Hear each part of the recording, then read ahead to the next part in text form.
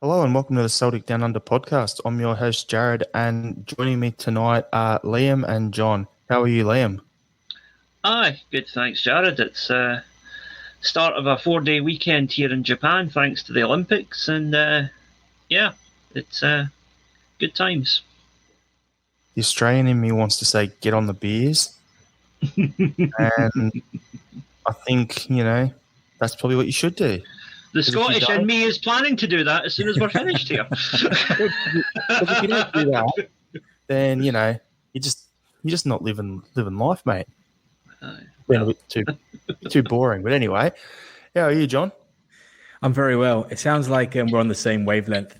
I'm also got a 4-day weekend, took a couple of days off, so I'm planning on getting pissed as well. Nice. Trying to alleviate the lockdown blues a little bit. Just get as drunk as possible. all on the same page. Yeah, beers required. Yes. Not right now, but yeah, bring them on. Absolutely. Now, that's a good segue straight away because I think some Celtic fans would have had a few beers last night at the pubs or at their houses watching the game with their families. So we had our first competitive fixture for the season. We had draw Celtic 1, FC Midtjylland 1 in the Champions League first leg of the qualifier. There's a lot to talk about. So what I'll do is I'll throw to you first, John, and you can just give a bit of a rundown on the game, your overall thoughts of it. Then Liam, you just add in anything you need to add, and then we'll just talk about it, who our man of the match was and all that sort of stuff. Okay. Sure. Well, I think overall I was very pleasantly surprised, I should say, about how well we played for long spells of the game. I think like many fans, I was a little bit pessimistic going in. I just didn't see enough in preseason to expect anything more. But in the first 20 minutes, 15 minutes, I was like, wow, this is high energy, good passing. Looked really, really positive, and I was really impressed. And that really kept going for much of the first half, to be honest. Yes, okay, there's some big highlights. I thought Abada getting his first goal on his debut, fantastic. What a way to introduce yourself to Celtic Park. Look, I'm sure we'll get into it. Bitton's madness. So we'll breeze past that because we'll probably go into length about it later. But yeah, I thought overall we played really, really well. I thought some of the young guys that was played fantastically. I thought Welsh and Murray, when he came on, played well at times. At times, I think their inexperience showed up. I think Edouard was a bit off it, in my opinion. I thought Christie looked really well. Christie was a surprise start for me, but then not necessarily. It shouldn't have been. I should have expected it. But I thought he played very, very well. He's clearly trying to put himself in the window there. Overall, I thought it could have gone better, but it wasn't a disaster by any means. Yeah, I think that Celtic could very well next week turn out to be one of the first beneficiaries of the fact that there's no away goals rule anymore. A one each draw at home is not the absolute disaster that it used to be. I think, we were all, when we talked about it on Sunday, we were doing our best to be positive, but I think we all fully expected to get a bit of a doing because we thought there's only going to be half a team out, essentially. But, we got in there and we did all right, and we should have won the game. And there's no question in my mind that if it's the same 11 against the same 11 next week, which it won't be because both players will have somebody suspended, but we are a better team than they are. I'm convinced of that after watching that game last night. And it was but for two errors of judgment from two different players are the only reason we didn't win that game, because I think we could have gone on and won it by 2 or 3 if not for the sending off. And then, of course, well, Barkas is Barkas, Yeah, so for me, looking at that, if this game had ended 3 or 4-0 to Celtic, it wouldn't have looked out of whack for what was happening. Like you just said there, Liam, we all thought we were in for a bit of a doing, and I was shaking my head like an absolute menace, if you guys could see. I knew it was going to be a close game. I actually put up a post yesterday in our Facebook group before it saying, what are you all feeling in the game? I reckon it's going to be a close one. I didn't think we were going to get flogged. I thought there'd be a goal in it. That's what I was thinking. So, as you said, no away goals, 1-1 draw. I'm happy with that at the end of the day. What I found kind of funny when you look at the stats on the game, like I know I'm not a massive stat head here, but 16 shots to 3 in our favour, 4 on target to 1, 63% possession. We had over 210 more passes than them. Pass accuracy was 15% better. They had more yellows. We had the same amount of reds. They had a bunch of offsides, and we had more corners. So, looking at that there, I'm not too worried going into their game. The game over there next week, I think it's still going to be a close one. I don't think we'll go over there and absolutely pump them, but it's still winnable. And a couple of key points that you touched on, John, that I'll just throw into now. But we hit the bar, we hit the crossbar, we hit the post. Edouard absolutely fluffed the sitter. So there's a few chances plus the one we got. On top of that, there was the Biton incident. So we'll discuss that one now, and then we'll discuss old cabbage hands a bit later. So what was your take on the Biton incident, John? I thought it was appalling, to be honest. And I said this on Twitter today. I said he's supposed to be one of the experienced players in our squad at the moment. The amount of 20-year-olds, 19-year-olds that we have in that squad, he's, 28, 29? He's supposed to be experienced and leading by example. And that's just atrocious behaviour. Look, as much as you might want to argue that the Midtjylland player was offside, whatever, that Biton put his finger into somebody's face, all right, his forehead, but he effectively assaulted somebody softly, but it's an assault, right? It could have been easily a straight red. The second he did that, I'm like, right, that's him off, brilliant. I just think that's just appalling behaviour by any player, to be honest. I was shocked by it, to be honest. And the whole game turned at that point, to be honest, for me. I think we lost a lot of our impetus, a lot of our flow was gone. The whole game just shifted at that point. So, yeah, I was dead shocked by Biton's reaction. It was very out of character as well, because I know he's got sent off in the Rangers game as well. But overall, when we've seen Biton playing for extended periods of times, he's not acted that way. So I was not best pleased at all. And he's potentially screwed it for the next leg as well. He's probably going to have to play Murray and Welsh again, two inexperienced centre backs. Yeah, it is a moment, and it is merely a moment of utter stupidity. But one moment can define a game.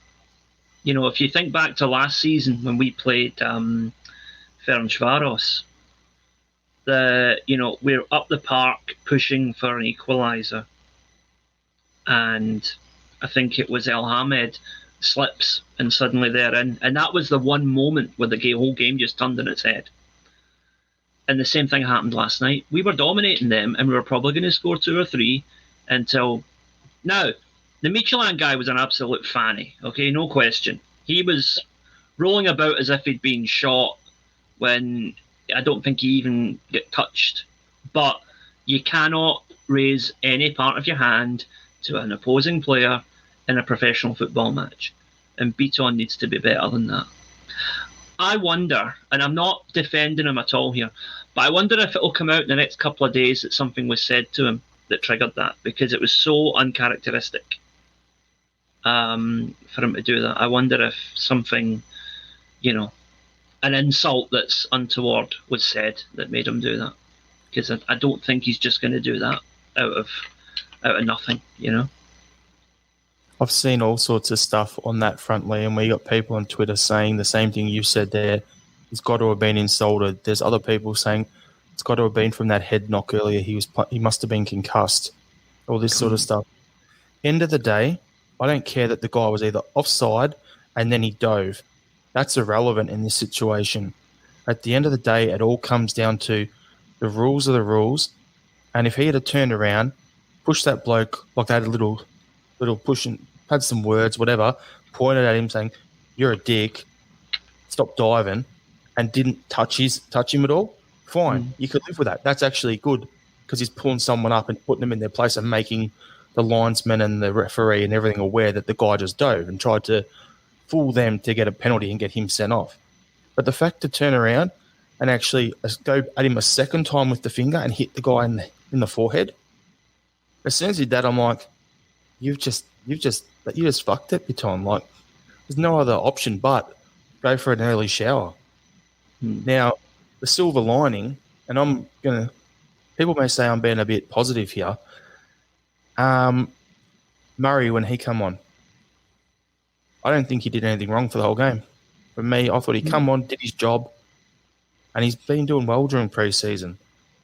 And if it's got to be Murray and Welsh next week, the only positive is those two are the same age and have grown up playing together as a centre-back pairing pretty much for the last 4 or 5 years. So they've got many, many, many games together as a pairing and they know how each other works. So I would rather go in with that, even though they're young, go in with a pairing that know how to play together than to say suddenly, Biton's out. Yeah, so let's just drop a midfielder in there, or let's quickly, if we sign a centre-back, let's just rush him in off one day's training and has no idea how we work, how we play, and how him and Welsh would match up. So, yeah, that's my take on it. What do you guys think of that? I think my concern is maybe against stronger opposition, Welsh and Murray might get shown up a little bit. I think Midtjylland are clearly in a weak position now as well. Like I'm going to have to be proven wrong in that. It sounds bad, but I don't have much confidence in the two at the moment. I would be happier if Welsh was there with Julian, for instance, and there's a bit of learning from a senior. But look, I don't think we have a choice. I think about the Midtjylland game. I'm not talking about long term. Further on, yeah. Look, for the next week, because where we are and transfers and whatever, who knows?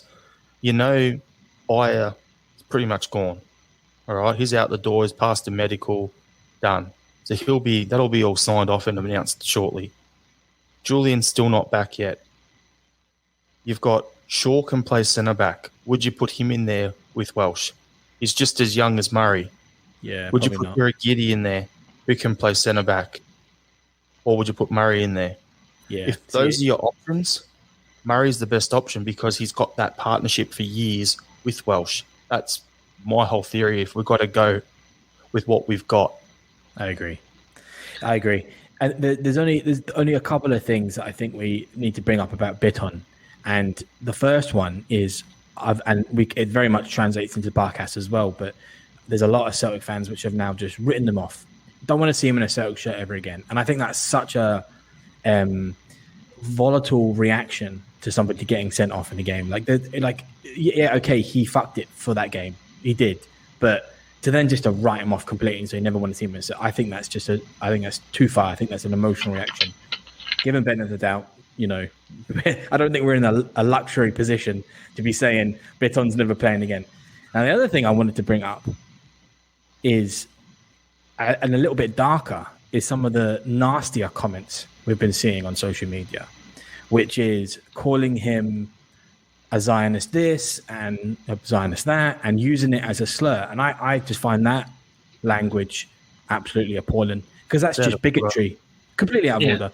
It's complete. And if any Celtic fans calling Biton a Zionist for just having a red flash moment are the same people that then slag English fans for booing national anthems and booing taking the knee, then you're a hypocrite and you're a disgusting bigot. So I think we should just cut that out. It's a minority on social media, but it's too big of a minority in my opinion. So It's a bunch of keyboard warriors. That's all they are. But it's still no place for it. Absolutely disgusting. But those are the only other things I thought we should pick up. That needs to be called out, and I'd wholeheartedly. I mean, you know my political position on Israel, but that's totally out of order. It's totally out of order. It is. And the other thing is that, just not quite as dark as that, but looking at the negative side of the fan reaction to the result. I tell you, I wish I was a mattress salesman in Glasgow, because the amount of bloody bedwetters I saw on social media this morning, fucking hell. It's like, we drew a game that a lot of the support expected us to lose, because by our own admission, the manager's only got about half the team he wants at the moment, if even that. I think we played very good football. I love what Big Ange had to say for himself after the game. I really liked his attitude and his response and the way he's got us trying to play. It's so similar to the way Yokohama play. And I wasn't sure if it would work with Celtic, but after last night, I think it will. And I'm excited to see what happens when he's able to do it with a team that's entirely of his own making. We are official members of the Big Ange gang. Get on board. Yes. We also spoke about another major incident that happened in the game. Call him Cabbage Hands for a reason, and Barkas did not let us down at all. Although he did let us down because he put his hands out for the ball and then pulled them back, and the ball went off the back post. Mr. Flapper, eh? Cabbage Hands. In light of his background, shouldn't it be Dalmade's fingers? Sorry. All I'm going to say is words. Like, there's so many words to describe that goalkeeping moment, and it's just disgusting, pathetic goalkeeping, in my opinion. Like, it's non-goalkeeping. It's literally standing there and watching the ball fly over your head. The fact that he's getting a wage paid to him to be a goalkeeper, and he's openly said previously when he grew up he didn't want to be a goalkeeper. He wanted to be a midfielder. And then the ball comes in, and any goalkeeper worth their weight would take 2 steps forward and either punch that ball or catch that ball. And he took 1 step forward with his hands up, and then is like, oh no, and pulls his hands down. Pathetic goalkeeping. And I've been on the record for the last 18, however many months this podcast's been running, as I'm not a fan of Scott Bain. But even Bain couldn't have been worse than that last night. Like, if that's what we're going to get dished up from Barkas, and this ties into what you said earlier, John, that I wanted to tie into. Players who people have said should never wear a Celtic shirt again. I could put a list. You've got Griffiths, you've got Barkas, you've got, some people have said Bain, we've got Bitton. Should I keep going or not? Because it's 5. Christie, Aya, Edouard. There you go. There's 8 players. Yet we've only got how many players currently in the squad? This is it. So there's that reaction. But at the same time, if Barkas is going to dish up that, then I would rather have Hazard in goal than have another incident like that. I don't want to write him off, but the old baseball thing, 3 strikes and you're out, well, to me, is borderline there now. I'd love to get your take on it, John. Yeah. I think it was just an atrocious goalkeeping, to be honest. I think that's the buzzword of the day. I couldn't believe what I was seeing when I was watching it. I could almost feel it coming. I thought, this is a good opportunity, and I just don't have confidence in Barkas. Interestingly, I think whether Barkas becomes good or not, I don't think Celtic fans are ever going to give. Well, a lot of Celtic fans are ever going to give him a bye. I think even if he becomes good, I think he's just one of those players now, which that's him. I think he's done at Celtic. Bit like Hendry, you know what I mean? Came in, had a couple of games. Some people fancied him, some people didn't, and that was him. He was just never given a chance again. I think that's Barkas, to be honest. Now there was one thing that was put on the Twitter page Celtic by Numbers, where they asked a goalkeeping analyst what he thought of it. And I'll just read what he says, because I don't believe this for a second. But he says, number one, it's not horrendous. The goalkeeper would want to save it, obviously. But it's whipped in so fast and goes in off the post. Well, yeah, that's just a description of the goal. That's not no analysis there. And then he says the other point is, which is the goalkeeper makes the cardinal sin of trying to punch a swerving shot. Goalkeepers shouldn't do this as punches have a smaller surface area, blah, blah, blah. But I mean, look, I think that's a really valid point. If he did try and punch it and then he pulled the punch out, then like that's just rookie mistakes. And we just don't have the opportunity to be making rookie mistakes. What we want from a Celtic goalkeeper is to get the basics spot on, and then everything else is a bonus. And Barkas just doesn't have the basics, in my opinion. Can I just jump in and say two things off the back of that quote? Because I hadn't heard that before. One, if he's not supposed to punch it, then his two options are go and claim the thing, or stay on your line and put a guy in your back post who should be there to clear that. Yep. So if he's just rifled a shot in, it's gone past him and in off the back post, there's your two solutions. So what he said is irrelevant. Anyway, over to you, Liam. It's either bad goalkeeping or bad organisation. Either way, it's bad. But I'm going to have to learn to keep my mouth shut, because if you remember our last show, I said to Sean, Barkas has not impressed anybody, but I don't remember him making any glaring mistakes that cost us a match. So it's you. There you go. It's all you, Liam. My fault. It's the naughty corner. I'm just going to find a quiet corner and commit seppuku. Excuse me. Right, okay. Sit in the naughty corner and take Barkas with you. Oh, you jinxed it, mate. Friggin' jinxed it. It's just, I think you made the point, Jarrod. Like, I don't think Bain's making that mistake. I just don't. I think he's got more. I'm not saying he's a fantastic keeper, but I don't know. I think he's got more confidence in the box. I think. I think if you need a goalkeeper to be building your confidence up at this point, is worrying. And if something as small as that's going to knock confidence, then like I think he's just done. I just think. Look, I think we're also going to have this problem for at least 6 months into the next window. I don't think we'll be going to get a goalkeeper this window. I think we'll be lucky to get more players in this window. So goalkeepers, I don't think it's going to be one of them. But maybe in January, maybe next summer, who knows? So 3 more players plus the 2 apparently already on their way. Is that what you're saying? Or I think so. I think so. Look, I think a right back has to come in. I don't think there's any chance that a right back's not coming in. And if Edouard is off, then I think another one's going to be a centre forward striker. And I would hand on heart love another centre back as well as Starfelt. But we'll see. So, man of the match for the game. Give us your top 3 performers, John, and who would be your man of the match. So work your way up to third best, second best man of the match.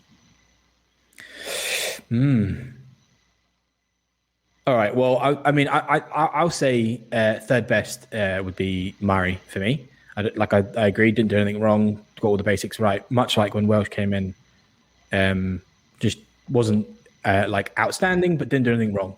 And then I'm going to go Christie. I thought he had a good game, which surprised me, but he seemed to have flash of his old self back. And then my man of the match was a batter, because I think scoring on your debut at Celtic Park just gives you the man of the match. Liam? Yeah, I would say it's difficult to pick out one player, but in no particular order. I thought for his first official game as captain, Callum McGregor had a very solid game. He deserves a good shout for that. I thought Welsh really stepped up after Beaton got sent off, because you need somebody to marshal the defence, and he did his best to do that. I think can't fault his effort. And the free kick that led to the goal, there's no way that was a free kick. It was a perfectly good challenge that he made. Absolutely. So, there is that too. And I would echo your sentiments with Abada. He was, even before he scored his goal, every time he got the ball, he looked like he could do something. And it's been a while since I've seen a player at Celtic like that. I'm really looking forward to hopefully in a couple of weeks' time we'll get Furuhashi going down one wing and him going down the other. That's going to be really, really good to see. Speed to burn. Look out. Here, does he have to quarantine when he comes in, or will he get that athlete's dispensation? We're going to talk about that a bit later, John. But yeah. Oh yeah, cool. No worries. Yeah. All right. So for me, my top three would have been Christie, third best, Calmac, second best. What I loved about him was he didn't have to do Scott Brown's running for him. And don't come at me, people. Bruni, one of my all-time favourites, but I found that when he had Sorrow alongside Calmac last season, he got forward more, he covered more of the pitch. Like there was one play in the game where he's down near the left back. Next thing you know, he's up pressing someone, trying to win the ball back over it where their left back would be. So he's done a diagonal run across the field. So I actually thought it was great to see him buzzing around like he used to under Rodgers. And yeah, Welsh should be my man of the match. Yep. Welsh, yeah. That's a good show. So, off the back of that game, what are you expecting? I've already said that what I think it'll be in the next leg, in the second leg. What are you thinking, John? I think it'll be almost the exact same, to be honest. I think, same formation, but I think Mari will be in for Bitton, straight in, to be honest. I'd be shocked if they changed it a lot, to be honest. I don't foresee any transfers coming in and then walking straight into that team straight away anyway. So yeah, I would say the exact same. I wouldn't want to change it either, to be honest. That's how I'd go. I hope that we go the way you guys are talking, but I've got a feeling that if Starfelt comes in, he might go in at the expense of Murray. For a couple of reasons. First of all, if you're making your big signing of this big international centre-back and then you tell me he's a substitute, that's immediately putting him on the back foot, which is not how you want to handle a new signing.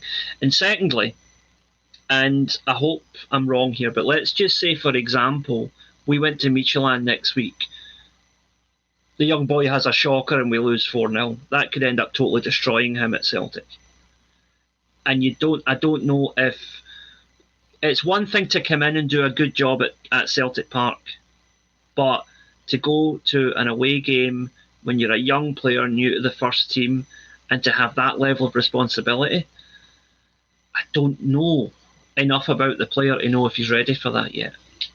He might well be, and I might be completely wrong, but I just think Ange might rather go with the experience that Starfelt would bring.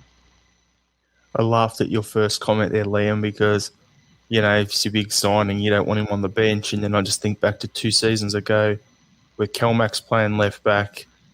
You've spent 10 million worth on Bolingoli and Julian.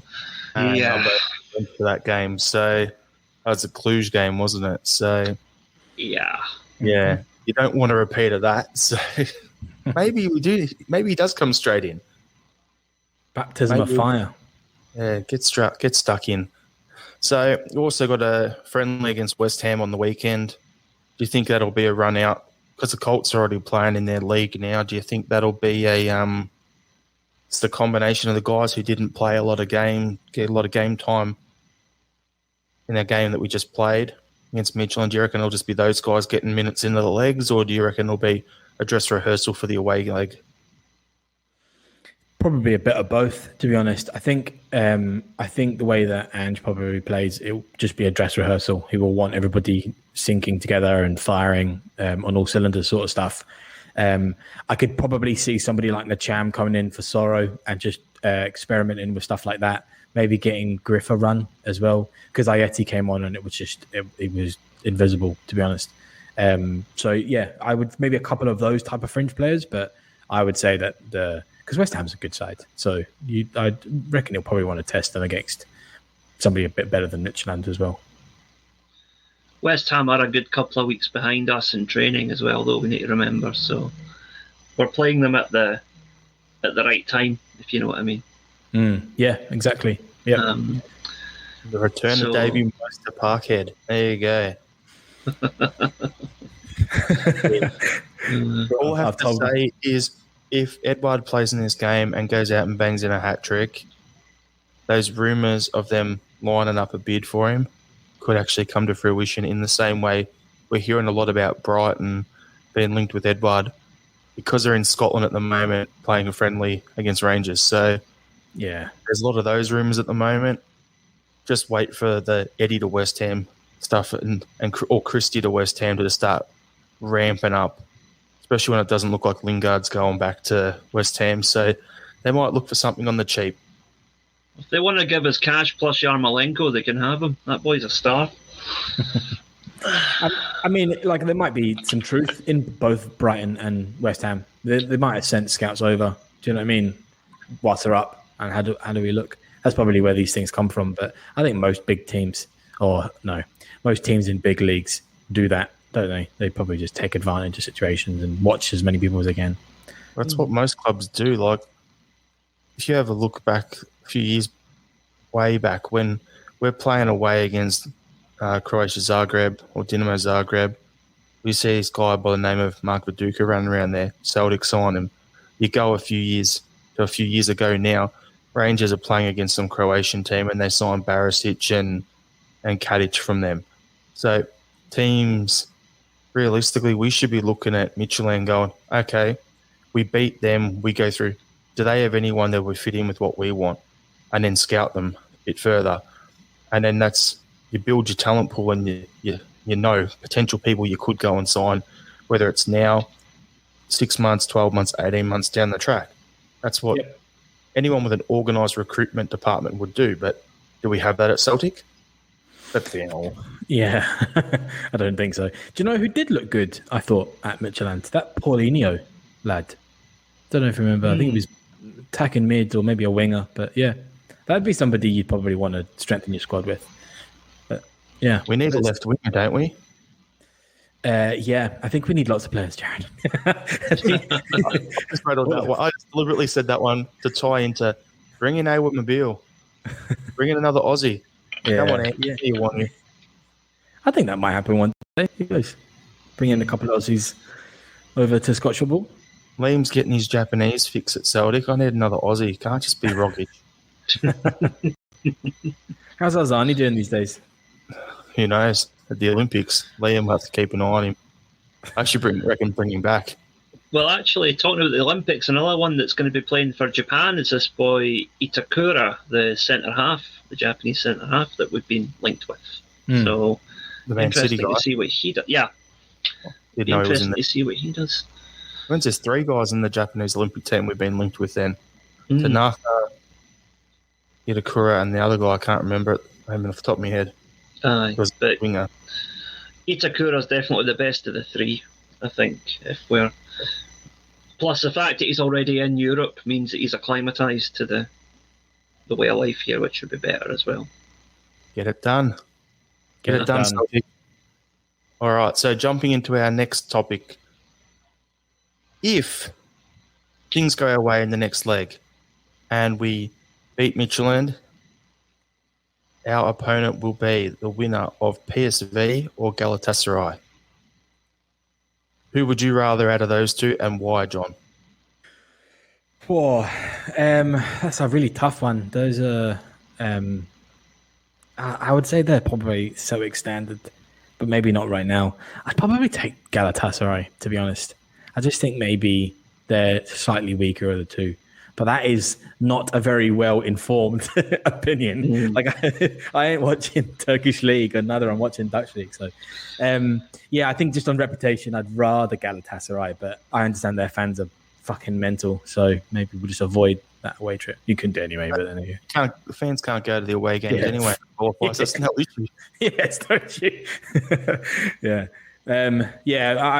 Like I say, maybe the Turkish league generally, just on reputation, is a bit weaker than the Dutch. So I would probably say that Galatasaray is the team I would take there. But I think it would be good if we get through, to be honest, guarantee ourselves European football. I mean, it's important to remember they're both big names, but they are not the teams that we remember from 15, 20 years ago that were in the Champions League every year. They are currently they're going through a similar thing to Celtic. They're shadows of their former selves in some ways. I would actually probably prefer PSV for the simple reason that it's a shorter trip, and we're going to have a lot of fixture congestion, and I think a 1 hour flight over to Holland is a lot easier than a 5 or 6 hour flight over to Turkey,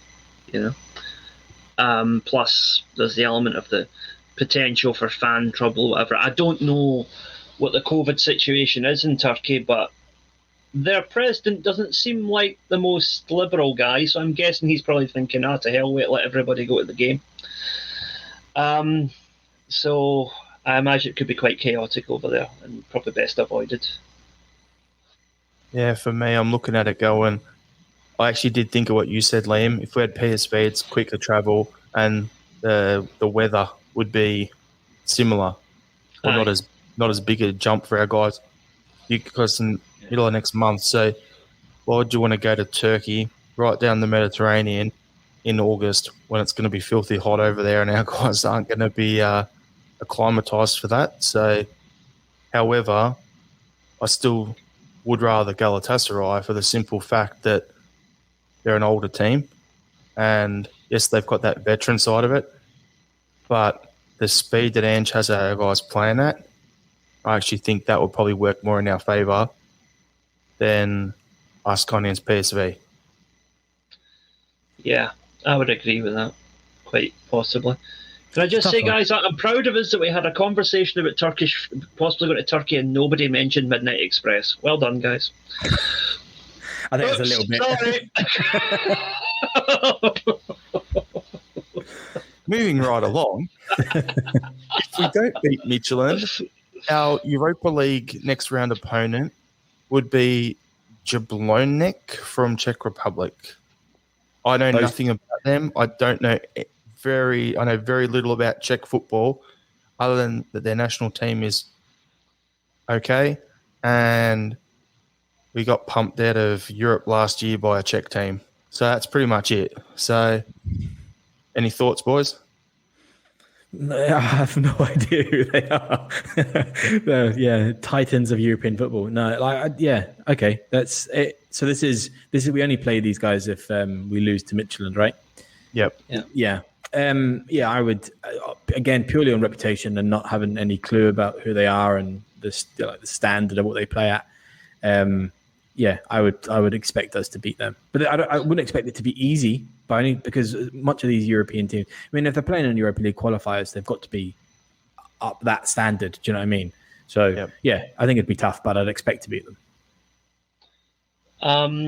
The only thing I know about them is that I did a little bit of checking, and none of their players were in the Czech squad for the Euros. So don't draw any conclusions on how good they are based on how good the Czechs were at the Euros.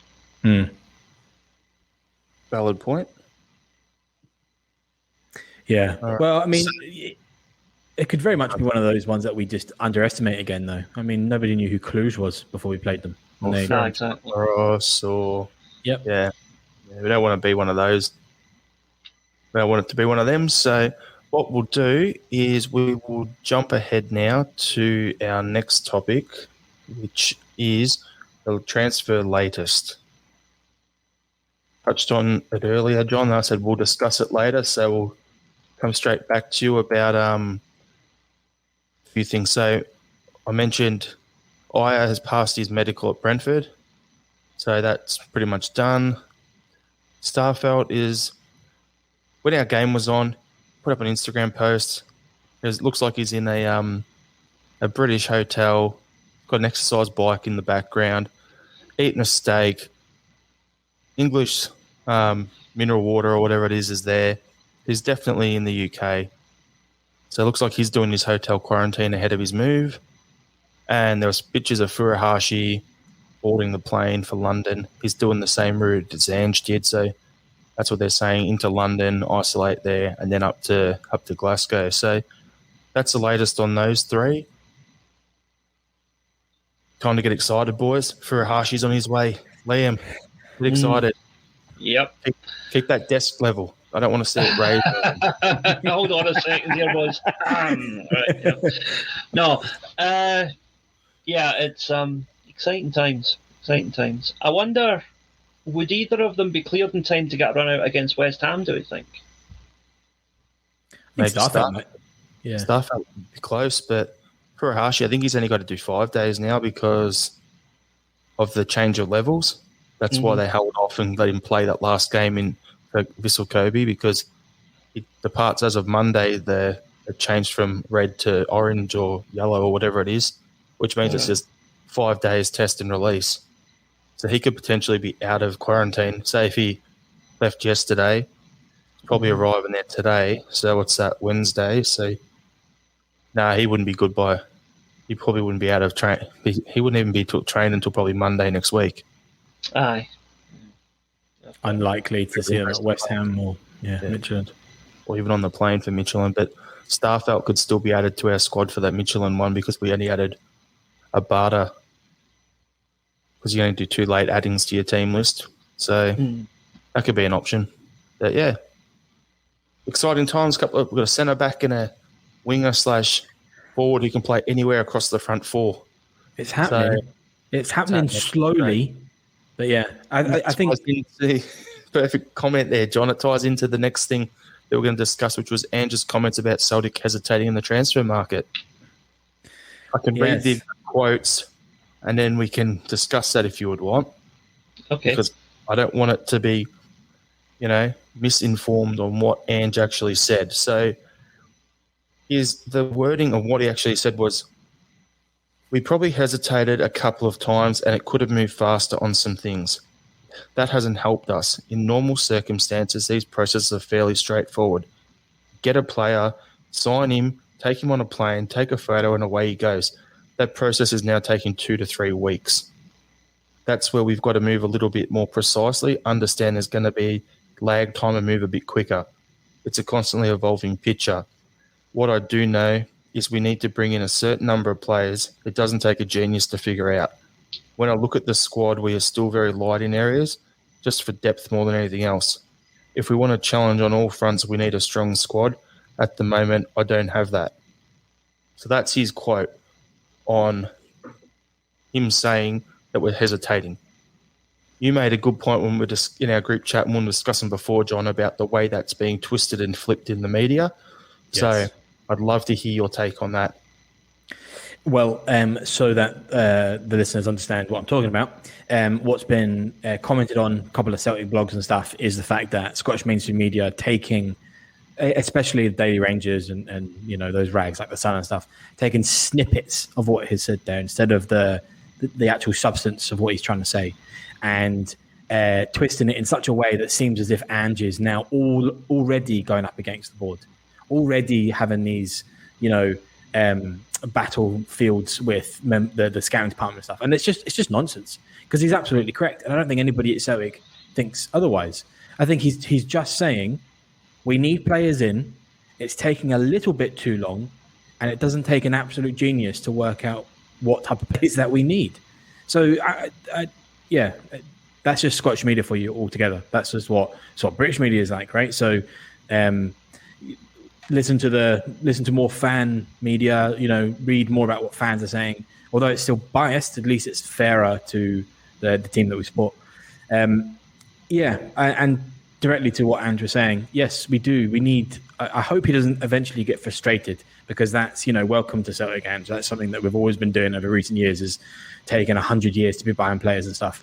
So what I'd love to see is him recognizing we are quite weak in our analyst department and quite weak in our scouting department, and tries to dedicate or convince the board to dedicate some money towards expanding that. Because I believe we only have 3 scouts. I think I remember reading that, or somebody saying that previously, but we have 3 actual scouts. So I would really like to see that grown into more and more analysts and a bigger department. Well, it has to happen, John, because Don Mackay, when he came into that press conference with fan media and everyone else, they're talking about making Celtic world class, and that him and Ange were going to sit down and see what the situation is and how they need to grow and expand it. So realistically, at the moment, there's all this talk about Ange not having his own staff, and there's only 3 scouts, and we're working off an old run sheet or people whose contacts we are, that sort of stuff on which players we're going to sign. Abada said in his intro thing, when did you hear about the move? And he was told, it was about 2 weeks ago. That ties in perfect with what Ange is saying. Why? Oh, we need a winger. Doo-doo Dahan, do you have anyone for us? That's the old mate sort of connection there. So if Don Mackay is going to keep his word and grow it the way we need to, then Ange is probably having them discussions with him. And he's saying, we need to bring in 2 or 3 more scouts. We need to bring in a couple of analysts. We need to bring in more strength and conditioning coaches and sports scientists and all this sort of stuff. That all has to happen. But in the here and now, we need players in, because that's going to make everything work better. Because if we don't get these players in, we're not going to get the results. We're not going to get the build-up that we need. And then Ange is going to start copping it from fans who are like going, oh, he doesn't know what he's doing. He's out of his depth. So priorities are more like, let's get the first team sorted and then set that up in the background. What's your take, Liam? Now, you guys know Ange, his personality probably better than I do. But what I would say is that I don't really think, I said, first of all, be prepared. This is going to be the Scottish media's modus operandi for the next year. Every time, Ange is a guy who, to me, who speaks his mind and calls it like it is and how he sees it truly. And that's something I like about the guy already, just from the limited interviews I've seen with him. And the Scottish media are going to choose to interpret everything he says that isn't 100%, I can smell in the roses, that it's an attack on the board, or it's an attack on the way Celtic operate, or it's an attack on the fact that he doesn't have good enough players. And it's not. It's just a guy being honest in his appraisal of the situation at that time. So be prepared for a lot more of this crap coming our way in the next year or so. That's point number 1. Point number 2, I don't think we're really going to get a clear picture of how much of these delays to getting transfers over the line is down to Celtic's incompetence at whatever level, and how much of it is down to clubs and players being a bit greedy with the asking price, both for contracts and for transfer fees, and how much of it is down to COVID. Because there's all these factors combining. I mean, right, we keep talking about him, but Furuhashi, did any of us see that coming? No. It was just Friday afternoon last week, boom, there you go, we've just signed the number 1 prospect in the J-League. Right? You're the one who told us, Liam, and then we just dropped it everywhere. And then that was it. I literally picked up my phone and went, oh, Vissel Kobe have sold somebody to Celtic. And that was it. That was the first I heard of it.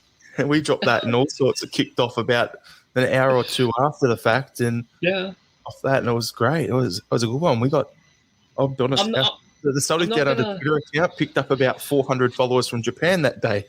I'm not going to lie, boys. I did get mildly aroused at the fact that I scooped the daily record by about 8 hours. That was a nice feeling. Never floats your boat. Purely because I could read 2 lines of Japanese on Twitter. Brilliant. But, that's the thing. Different deals have gone through in different ways. Clearly, the Furuhashi one happened very quickly, however it happened. That was done within a few days. Abada, like he said, it took a couple of weeks. That's not entirely down to Celtic, I don't think. It might have purely been Furuhashi was Ange's recommendation, and he pushed it. And that's the type of transfer that Ange wants to do. That's what he needs to do. Sorry, John, but if he's got that knowledge of Japan, he's got to go like, I need a player at this position. I know a guy who can do it. The only other clubs looking at him are ones from Belgium and Holland. We've got to go now, because if we don't do something in this exact moment, my contacts over there are telling me that in a week's time he's going to be off somewhere else. Yeah. Yep, exactly. And that's because you'll have those contacts. So hopefully, maybe, look, we might not see Ange's exact plan playing out this transfer window, and I'd be dead surprised if we did. But it's the beginning of the Ange era.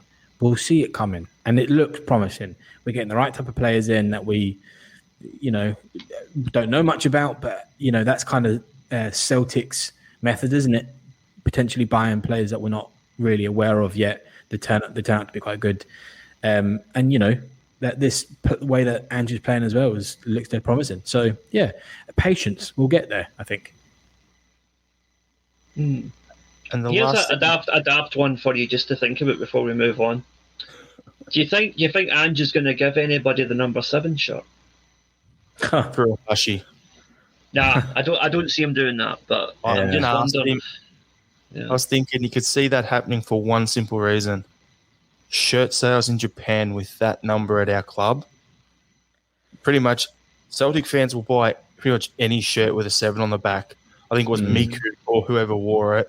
And I know about 6 or 7 people in Australia who have a Miku 7 shirt. I know about probably another 5 or 6 people again who have a Roberts 7 shirt. Anyone who gets that shirt, you're going to do it. It's going to sell within the Celtic support. Then put that in Japan as well. It could work. Yeah. I would disagree purely because if Celtic are looking to sell big volumes of shirts in Japan, they're going to want 2 numbers on the shirt. Good point. Yeah, I don't know. Getty's number to 9 then. Let's give the 10 shirt to, what's his name, to Furuhashi, and Griffiths can go to Sunderland. There you go, sorted. Problem solved. Griff can get the 7. Yeah, Griff can go to Sunderland. Last topic before we start wrapping up the podcast. Liam, you spotted this one and told us to add it to the list, but the Celtic women's team have become the first UK-based team or club to sign a Chinese player. So we welcome Shen Mingyu to the club. Your thoughts, Liam? Good move by Celtic. Chinese international. Don't know much about her as a player, but it's certainly a good profile booster for us. And another interesting thing I noted actually is that my sports subscription here in Japan actually has the Women's Champions League as an event they're going to be covering this season. So I wonder if Celtic have made some signings on the back of some money coming in for that, because I know we have qualified for the Women's Champions League, and that'll be interesting. Let's just hope she's more Zheng Ji and less Du Wei, Got anything to add on that one, John? Look, not much. I think it's good that we're looking in different markets, and I think the women's team is having more success than the men's right now. So good on them. And like I say, I'm pleased that we're just shopping around in different markets and for marketing purposes. I don't know how big women's football is in China. Don't know much about China, full stop, actually. But yeah, who knows? It could potentially do some marketing over there. China's women's team will win the World Cup before their men's team will, put it that way. Yeah, right. Men's team, or are they all conscripts in the army? That's another story. Moving along. Yes.